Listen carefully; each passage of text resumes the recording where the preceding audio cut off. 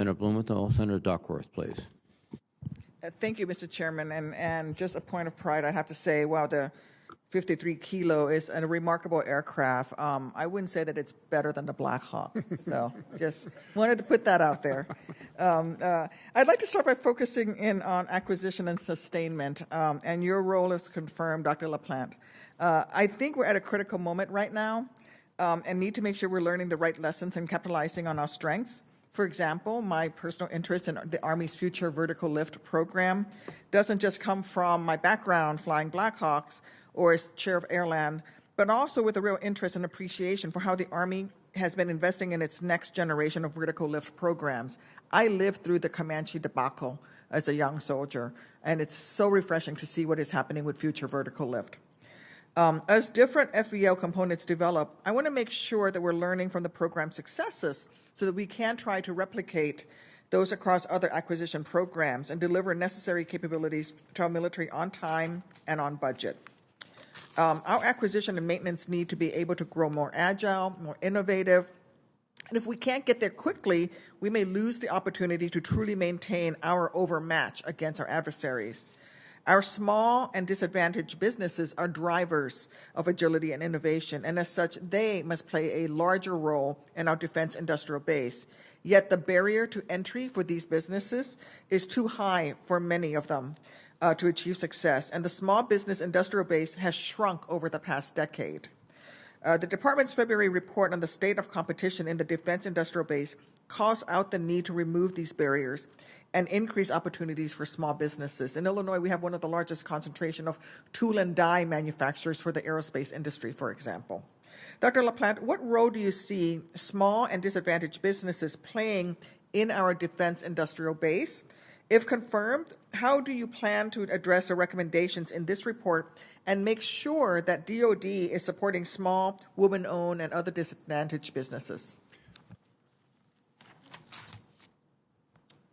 Senator, I certainly appreciate the question, and I'll just state what I think you know and this committee knows, as GAO says often, 70% of the life cycle costs of a weapon system are in the sustainment. Okay, the other piece of it is we need these small business and these startups to be in our industrial base. That's the ace in the hole of the country, and the fact that the number of small businesses going down has to be reversed. Now, what are those obstacles that these reports point out? My understanding, they typically point out things like cost accounting standards, IP, intellectual property concerns, how long it takes to get on contract. Another piece of it, which maybe doesn't come up very much in public, but it should, is something called authority to operate. If you get a network, even for critical unclassified information, it may take a small business months to have the government come in and give them the authority to operate their network, even if they're making parts. So all of these things have to be driven collectively and worked collectively so small business can say they have confidence that's going to get better for them. And if confirmed, that's what I'm going to focus on. And I do think that a strong collaboration between the Department and Congress to address a lot of these hurdles is important. Would you commit to working with my office, if confirmed, to take any necessary steps to fix these issues? Absolutely, Senator. Thank you. Switching topics slightly, I'd like to quickly touch on the issue our defense contractors are facing in the supply chain, which we've all seen exposed through the past 2 years of the pandemic. Contractors and suppliers have lived through delays and shortages of critical components during COVID, but operating in a contested environment would present additional challenges we may not be ready for. In order to make sure our industrial base can scale to the needs during a potential conflict, the department needs to understand these choke points and plan for them in advance. Dr. LaPlante, if confirmed, what strategy would you use to identify these present and future choke points, especially for a contested logistics environment?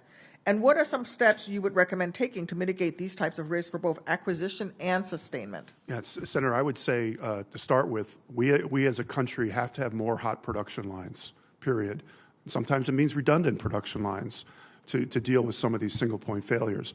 Second is that on the the good news side, there's been developments in big data analytics using open source as well as other sources of information and machine learning to actually dive into somebody's supply chain and find out critical nodes that they didn't even know they had.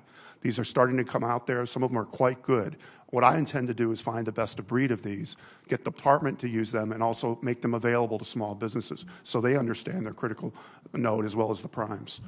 Yeah, I think there's also an opportunity to work with the arsenals as well. Rock Island Army Arsenal, for example, it's the last vertically integrated metals manufacturing facility in the DOD, and I think they can play a role in helping keep those hot production lines. Absolutely.